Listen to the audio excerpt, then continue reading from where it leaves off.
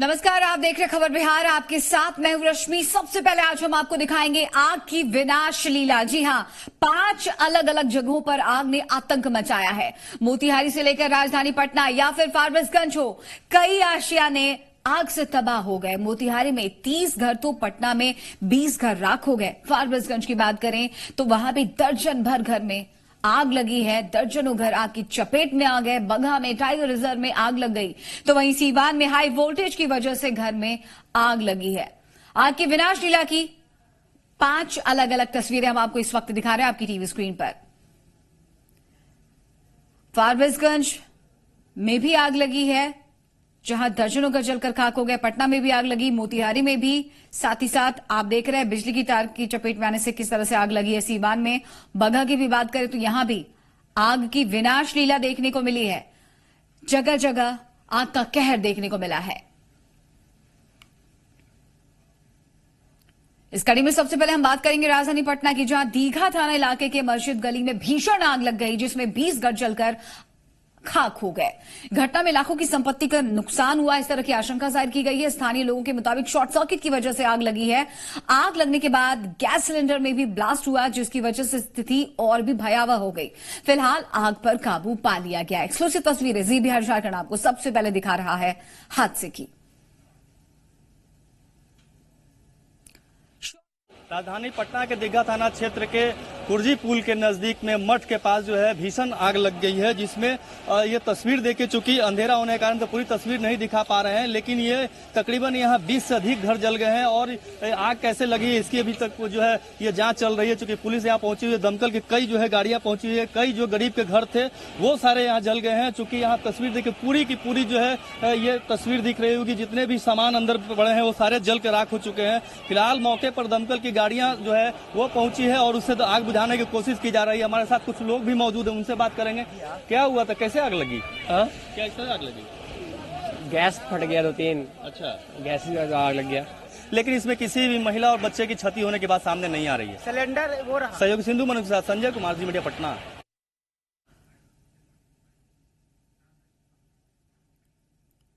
अब बात बगहा की, जहां वाल्मीकि टाइगर रिजर्व में भी भीषण आग लगी है, जिसमें जानवरों के बीच अफरा तफरी का माहौल बन गया थोड़ी देर के लिए।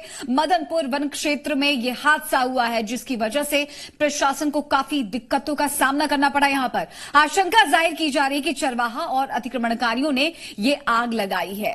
तस्वीरें देख रहे हैं आप, टाइगर रिजर्व की ये तस्वीरें, जहां पर जंगल में आग लग गई और ये आग की लपटें फैलती चली गई। उधर जहानाबाद के नगर थाना इलाके में पुलिस ने छापेमारी करके सैकड़ों लीटर महुआ शराब को नष्ट किया। होली को लेकर पुलिस ने छापेमारी अभियान चलाया है। इसी कड़ी में पुलिस को पूर्वी ऊंटा मोहल्ले में अवैध शराब भट्टी चलाए जाने की सूचना मिली थी, जिसके बाद थानाध्यक्ष की अगुवाई में छापेमारी की गई और शराब की भट्टी को यहां पर नष्ट किया गया। हालांकि इस दौरान शराब तस्कर मौके से भागने में कामयाब रहे।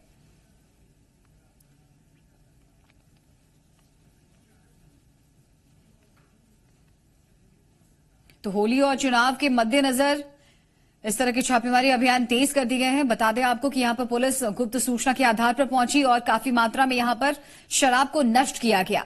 हालांकि जो शराब तस्कर थे वो मौके से भागने में कामयाब रहे। कुछ लोग द्वारा दारू का ये किया जा रहा है, उसी पर आया गया कि होली के मद्देनजर शराब वगैरह की कहीं बिक्री ना हो। बरामद हुआ था? नहीं, वो थोड़ा बहुत ये था, उसको भी नष्ट कर दिया गया। तो किसी गिरफ्तारी भी है? नहीं, गिरफ्तार तो नहीं, भाग गया सब लोग। उधर औरंगाबाद में पुलिस ने नक्सलियों की बड़ी साजिश को नाकाम कर दिया। सीआरपीएफ और कोबरा टीम को सर्च ऑपरेशन के दौरान 2 किलो आईईडी बम बरामद हुए, जिसके बाद बम निरोधक टीम को सूचना दे दी गई। पुलिस ने बताया कि आईईडी को तार से कनेक्ट करके रखा गया था, जिससे उसे ब्लास्ट करके भारी संख्या में नुकसान पहुंचाया जा सकता था यहां पर, लेकिन पुलिस ने समय रहते नक्सलियों की इस मंशा को नाकाम कर दिया।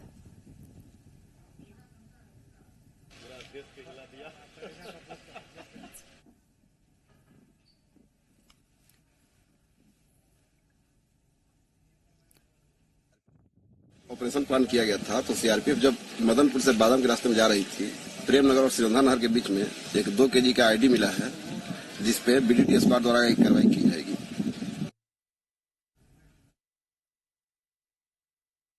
बिछ गई 2019 की शतरंज। जनता जाएगी किसके संग? महागठबंधन, एनडीए में जंग। कौन है जनता का भरोसेमंद? किसके वादों पर करें एतबार? अब की बार किसकी सरकार? सिर्फ जी बिहार झारखंड पर। Co-powered by Amul Body Warmer, Abraho Comfy और Asian Paints. Asian Paints Ultima Protect, lamination वाला एक्सटीरियर पेंट। मौजूदा दौर में दावे जितने भी हो, लेकिन सच्चाई ये है कि मुश्किल के दौर में है महागठबंधन। जी हां, ये मुश्किल अब जीतनराम मांझी ने और भी ज्यादा बढ़ा दी है। जीतनराम मांझी के दबाव में आया है महागठबंधन। कल सीट शेयरिंग को लेकर होने वाली प्रेस कॉन्फ्रेंस कैंसिल कर दी गई है। यहां आपको बता दें कि 18 तारीख को फिर से महागठबंधन की बैठक होगी। बैठक के बाद सीट शेयरिंग को लेकर कोई फैसला होगा। कांग्रेस अध्यक्ष मदन मोहन झा ने इन तमाम बातों की जानकारी दी है। तो 5 सीटों की डिमांड पर लगातार अड़े हुए हैं जीतनराम मांझी और इसी को लेकर नाराजगी उनकी एक बार फिर से सबके सामने है। और उन्हीं की नाराजगी के मद्देनजर ज्वाइंट प्रेस कॉन्फ्रेंस जो कल होने वाली थी वो फिलहाल रद्द कर दी गई है। अब 18 तारीख को फिर से महागठबंधन की मीटिंग होगी और इस मीटिंग के बाद ही सीट शेयरिंग को लेकर कोई फैसला आएगा निकलकर। इन तमाम बातों की जानकारी दी है कांग्रेस अध्यक्ष मदन मोहन झा ने।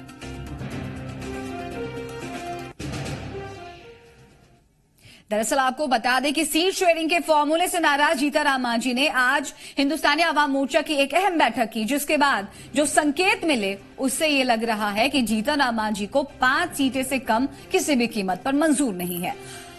तो हम की बैठक के बाद मांझी ने कहा था कि मेरी बात तेजस्वी यादव और शक्ति सिंह गोहिल से हुई है। हम लोगों ने 5 सीट की मांग की थी, 5 सीट मुझे मिल जाती है तो मेरी सभी समस्या दूर हो जाएगी। मांझी ने यह भी कहा है कि कांग्रेस की भी 11 सीट अभी स्पष्ट नहीं है। 5 सीट जो हमने मांग की है वो बहुत लॉजिकल है और हम समझते हैं कि अगर 5 सीट हमको मिल जाती है तो हमारा सारा समस्या दूर हो जाएगा। और जैसा कि हमारे पार्लियामेंट्री बोर्ड के अध्यक्ष ने बताया कि मैक्सिमम सीट पर सहमति बन गई है। 1-2 सीट ऐसा है जहां पर सहमति बननी है। हम तो महागठबंधन में सीटों के बंटवारे का ऐलान कर दिया जाएगा, लेकिन प्रत्याशी अभी तय नहीं होंगे क्योंकि कई सीट पर कांग्रेस और आरजेडी के बीच सहमति नहीं बन पा रही है। ऐसी ही एक सीट है मधुबनी, जहां से कांग्रेस और आरजेडी दोनों दावेदार हैं और इस दावेदारी को लेकर तकरार बढ़ती ही जा रही है।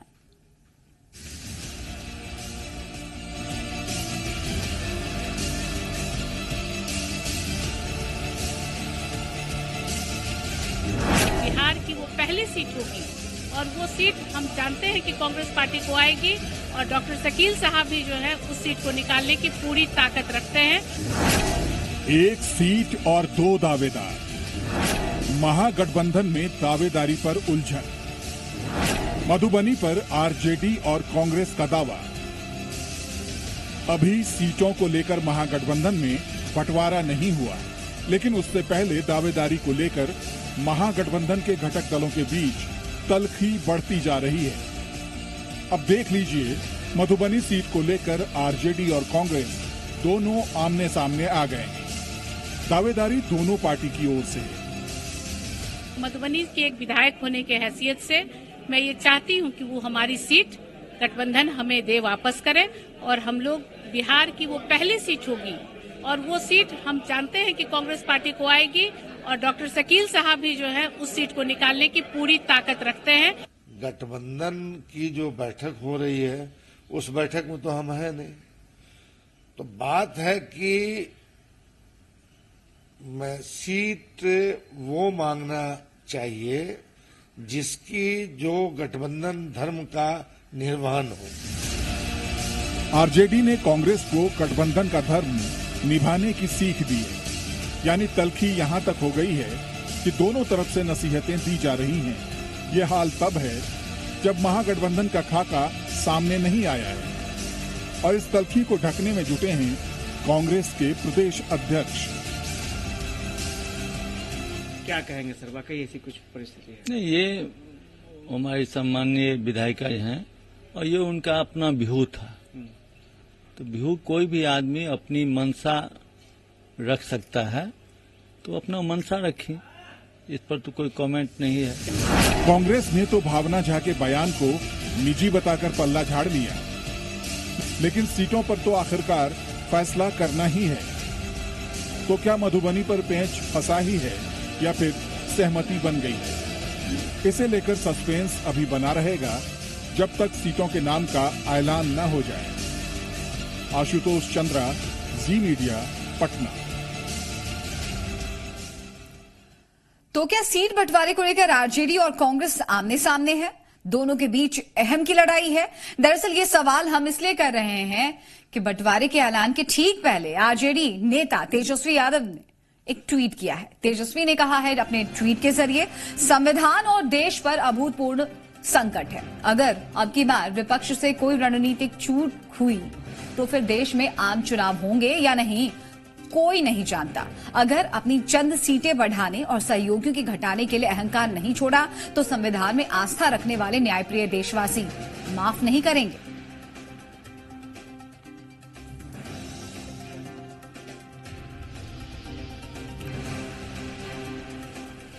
तो महागठबंधन की मुश्किलें दूर करने के लिए तेजस्वी यादव ने ट्वीट किया जो विरोधियों को नागवार गुजरा। देश का संविधान को बहुत ताकतवर बताते हुए जेडीयू महासचिव आरसीपी सिंह ने निशाना साधा और तेजस्वी को गैर जिम्मेदाराना ट्वीट करने वाला बताया। हालांकि आरजेडी ने भी इस पर पलटवार किया है। ये देखिए, बहुत ही गैर जिम्मेदाराना इसको ट्वीट करते हुए, इस देश का संविधान इतना मजबूत है और ये सोचना कि अब आगे चुनाव ही नहीं होगा, ये बहुत ही गैर जिम्मेदाराना समझिए कि सोच भी है और ट्वीट भी है। और जहाँ तक आपस में उनके सहयोग की बात है तो निश्चित रूप से इतना बड़ा गठबंधन है, उसमें सब लोग की अपनी अपनी आकांक्षाएं हैं और सब चाहता है वन अप मैनशिप का कि हमारा रहे, हम एक ही सीट ज्यादा रहे, तो ऐसा नहीं होता। देखिए, ये ट्वीट किसी एक ये पर नहीं है, तमाम महागठबंधन में जो दल हैं सभी को है कि साहब अगर आप कहते हैं कि नरेंद्र मोदी जी को या एनडीए की सरकार को हटाना है तो इसमें ये देखना कि हाँ साहब ये अहंकार कि हमको कितने सीट मिले या नहीं मिले ये बहुत मायने नहीं रखता। मायने ये रखता है कि हम उस पर जीत के आवे, चाहे जितना सीट मिले उसको जीत के दिखावे, आगे बढ़ हमारी दावेदारी और पूरी रहेगी हमारी बात। वहीं तेजस्वी के ट्वीट पर बीजेपी ने भी निशाना साधा है। बीजेपी नेता अजीत चौधरी ने महागठबंधन को स्वार्थ का गठबंधन बताया, वहीं जेडीयू ने आरजेडी को अहंकारी बताया है। पूरा बिहार देख रहा है कि महागठबंधन में कहीं भी किसी तरह से लोगों में एक मत नहीं है। लोग अपने स्वार्थ के लिए लड़ रहे हैं, कोई जनता के लिए नहीं लड़ रहे हैं, अपने स्वार्थ के लिए लड़ रहे हैं। सत्ता के लालची लोग हैं और सत्ता कैसे उनके हाथों में आए, सत्ता के नजदीक रहे, सत्ता का लाभ ले सके, इसी की लड़ाई है और कोई लड़ाई नहीं है। तेजस्वी यादव जो एक नसीहत दे रहे हैं ये उनको पहले सोचना चाहिए था और ये नसीहत भी है कि ये दादागिरी है आरजेडी की। ये तो महागठबंधन के अन्य नेता देखें, अहंकार छोड़िए। तो अहंकार किसी भी अगर घटक दल होता है तो सारे घटक दलों के लिए होता है, वो राजद के लिए भी होता है। तो अहंकार बाकी छोड़े, अपने भी तो वो अहंकार छोड़े। उधर एनडीए में भी सीटों पर कोई फैसला नहीं लिया गया है। बीजेपी इसे लेकर लगातार बैठकें कर रही है। आज भी 2 दौर की बैठक हुई, लेकिन फैसला 2 दिन बाद आएगा कि एनडीए के दलों के कौन कौन से सीटें मिली हैं। वैसे सूत्र बता रहे हैं कि लगभग सीटों का नाम फाइनल हो गया है, बस ऐलान करना बाकी है। बीजेपी में जारी है मंथन, सीटों को लेकर बैठकों का दौर। 2 दिन बाद होगा पटना में ऐलान।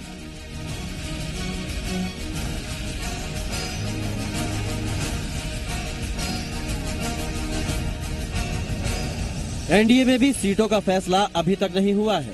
बीजेपी इसे लेकर लगातार बैठक कर रही है। शुक्रवार को बीजेपी की 2 बैठकें हुई और शनिवार को भी बैठकों का दौर चला। हालांकि नतीजा कुछ नहीं निकला, लेकिन हाँ, ये जरूर कह दिया गया कि 2 दिन के बाद पटना में सभी दल मिलकर सीटों का ऐलान करेंगे। और मैं समझता हूँ जल्दी ही, मतलब 2 दिनों के अंदर में मैं समझता हूँ कि फाइनल होना चाहिए। फाइनल होने के बाद तीनों दलों के जो नेता हैं, भारतीय जनता पार्टी, जदयू, लोजपा, तीनों नेताओं के द्वारा ही विषय करके उम्मीदवारों की घोषणा की जाएगी।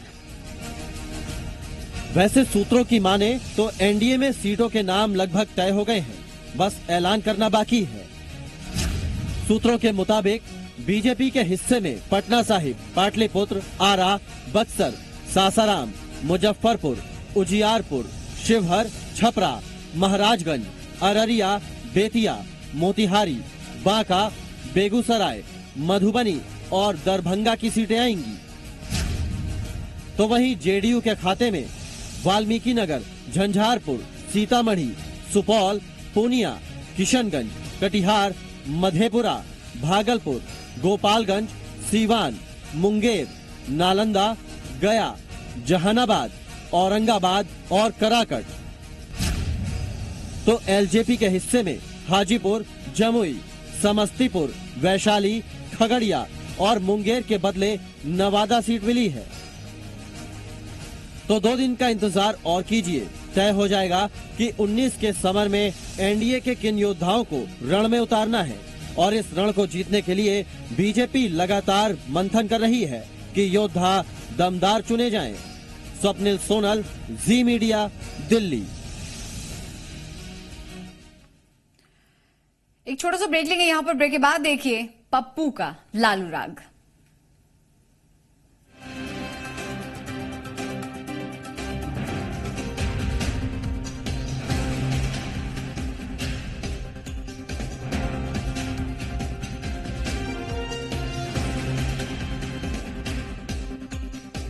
प्रस्तुतकर्ता Ipsa labs, science of Ayurveda, powered by doctors.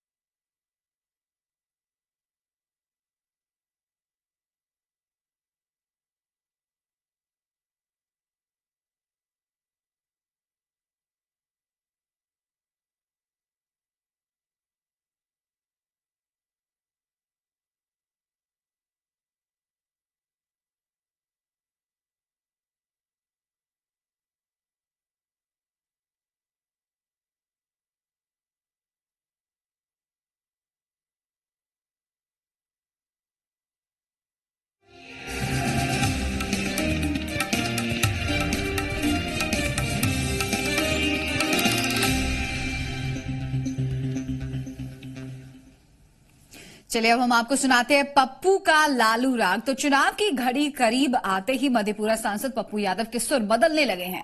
कल तक आरजेडी अध्यक्ष लालू प्रसाद यादव को कोसने वाले पप्पू यादव अब उनके लिए खून बहाने के लिए भी तैयार हैं।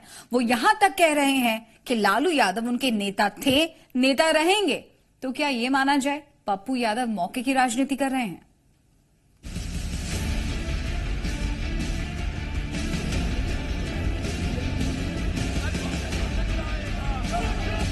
जरूरत पड़ेगी तो हम लोग एक भी होंगे, खून भी देंगे और साथ भी चलेंगे। चुनावी मौसम में पप्पू यादव के बदले सुर।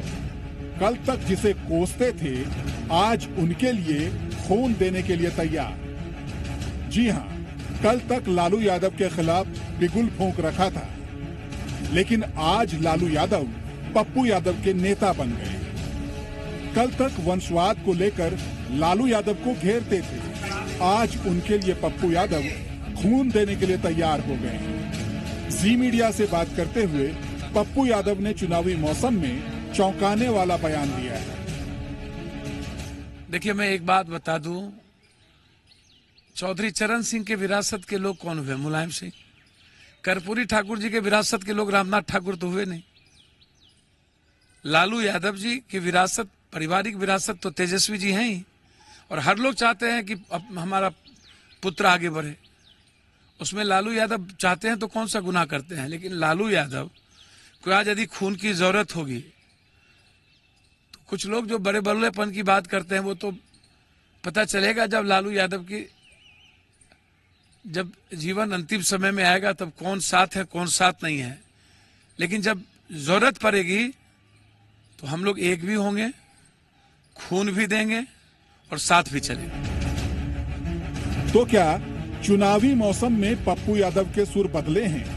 क्योंकि मधेपुरा से इस बार आरजेडी शरद यादव को मौका दे रही है। तो क्या आरजेडी के सामने सहरसा या सुपौल से टिकट मांगने की जरूरत पप्पू यादव को आन पड़ी है? तभी वो लालू यादव के गुणगान में जुटे हैं। हालांकि विरोधी तो ये मानते हैं कि आरजेडी और पप्पू यादव में कोई अंतर नहीं है।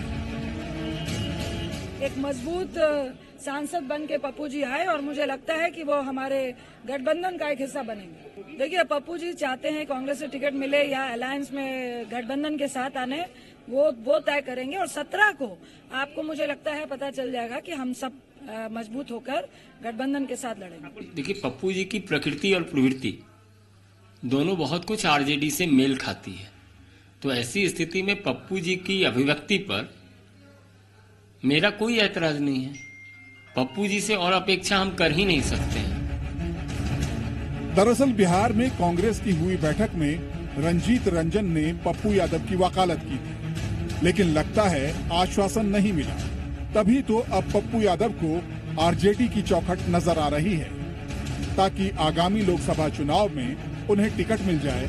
और यही वजह है कि पप्पू यादव लालू की तारीफ में कसीदे पढ़ रहे हैं। स्वप्निल सोनल, जी मीडिया, दिल्ली। आज शनिवार के दिन एक बार फिर से रिम्स में सियासी मुलाकात हुई। आज रिम्स में लालू प्रसाद यादव से मिलने वाले कई नेताओं के नाम शामिल रहे जो रिम्स पहुंचे। और आपको बता दें कि सवाल चुनाव का है तो लाजमी है कि लालू के बगैर कई नेताओं के पत्ते नहीं खुल सकते। तो आज मिलने वालों में रमई राम और तारिक अनवर का नाम शामिल रहा है, लेकिन रमई राम से लालू की मुलाकात नहीं हो पाई। वैसे उनके रिश्तेदार भी मिलने के लिए रिम्स पहुंचे थे। लालू से मिलने पहुंचे दिग्गज, चुनाव से पहले लालू के सामने हाजिरी, मुलाकात से बनेगी बात। एक बार फिर से रिम्स सियासत का केंद्र नजर आया। बिहार के कई दिग्गज नेता लालू यादव से मिलने पहुंचे। चुनाव की तारीखों का ऐलान हो चुका है, लिहाजा लालू के सामने हाजिरी देना जरूरी है। इसलिए कांग्रेस नेता तारिक अनवर से लेकर आरजेडी नेता रमई राम तक रिम्स के पेइंग वार्ड पहुंचे। हालांकि रमई राम से लालू की मुलाकात नहीं हुई। उनका स्वास्थ्य कैसा है इसके बारे में जानकारी प्राप्त करने आए थे। वो जब से रांची आए हैं, इत्तेफाक से हमको आने का मौका नहीं मिला था, तो आज मैंने तय किया कि उनसे मिलना है और उनका हालचाल देखा हमने, ठीक ठाक हैं, स्वस्थ हैं। मीटिंग कर रहे हैं, मीटिंग के बाद होगी, फिर बात कर लेंगे। हम लड़े हैं, लड़ना चाह भी रहे। हाजीपुर से लड़िएगा क्या? हाजीपुर से हम लड़े थे, 22,000 मत से हारे थे। तो अभी इस बार हाजीपुर से लड़िएगा? हाँ, हाजीपुर से हम चुनाव लड़े। मिलने वालों में एनसीपी के नेता डीपी त्रिपाठी भी थे। हालांकि उनकी दिलचस्पी सीट को लेकर नहीं है, ये बात जग जाहिर है। लिहाजा वो स्वास्थ्य का हाल जानने के लिए रिम्स पहुंचे थे। वैसे मिलने वालों में सिर्फ सियासी शख्सियत ही नहीं, बल्कि लालू यादव के रिश्तेदार भी उनसे मिलने पहुंचे। जो मुझे कहना था वो मैंने लालू जी से कह दिया। अब मेरे ख्याल से अभी बिना पूरा फैसला किए हुए उस पर कुछ कहना उचित नहीं होगा। बेल मिलेगा तो अच्छा रहेगा, उनको अच्छे से और इलाज किया जा सकता है, बेस्ट से बेस्ट जगह दिखाया जा सकता है। जाहिर है चुनाव का वक्त करीब है और लालू यादव जब तक रिम्स में रहेंगे तब तक चुनावी केंद्र ये बना रहेगा। हाजिरी लगाने वालों की तादाद दिन ब दिन बढ़ सकती है। सौरभ, जी मीडिया, रांची। चलिए रफ्तार के साथ प्रदेश की दूसरी बड़ी खबरों पर नजर डाल लेते हैं।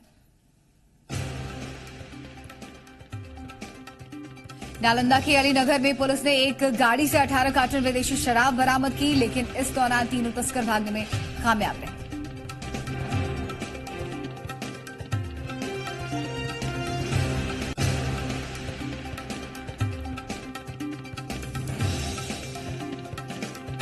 भागलपुर के सुल्तानगंज में पुलिस ने छापेमारी करके 72 कार्टन विदेशी शराब जब्त की। हालांकि इस दौरान शराब कारोबारी भागने में कामयाब रहे।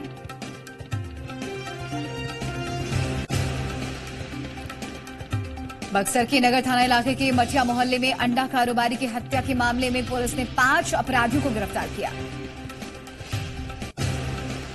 पटना में डीजीपी गुप्तेश्वर पांडे ने बिहार चैलेंज एंड प्रोस्पेक्टस में हिस्सा लिया। कार्यक्रम में उन्होंने कहा कि पुलिस को कैरेक्टर बदलने की जरूरत है, सिर्फ भाषण देने से काम नहीं चलेगा। पटना के हुलकपुर में जमीनी विवाद में एक महिला की मौत से गुस्साए लोगों ने जमकर हंगामा किया। मौके पर पहुंचे एसडीपीओ भी पत्थरबाजी में गंभीर रूप से घायल हो गए। होली को लेकर बक्सर में प्रशासन ने सुरक्षा व्यवस्था दुरुस्त कर दी है। सड़कों पर चीता कमांडोज को तैनात कर दिया गया है। साथ ही सघन गाड़ी चेकिंग भी की जा रही है। समस्तीपुर के दलसिंहसराय थाना इलाके के पार गांव में मिट्टी के नीचे धंसने से एक बच्ची की मौत, जबकि 3 बच्ची गंभीर रूप से घायल। भागलपुर में पुलिस ने गाड़ी चेकिंग के दौरान एक कार से 1,80,000 रुपए बरामद किए हैं। रुपए जब्त कर पुलिस ने मामले की जांच